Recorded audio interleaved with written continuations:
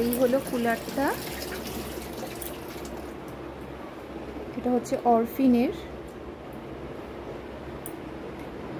আর এটা এই নিচ থেকেও জল ঢালা যাবে, আর এই ওপর থেকেও জায়গা আছে জল ঢালার। আর এখানে বরফও রাখা যাবে। মেন এটা বরফ এখানে দিলে বরফটা গলে গলে জলটা নিচে যাবে। এই হচ্ছে সিস্টেম।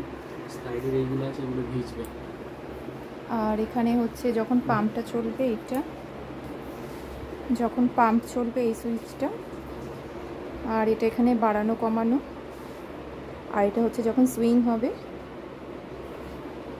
আর এখানে এগুলো ওপর নিচ করা যায়, এগুলোকে ওপর নিচ করা যায়।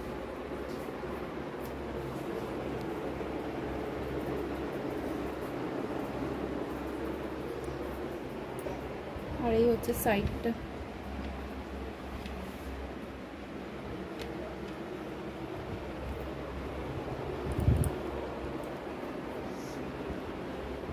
এই হচ্ছে সাইড।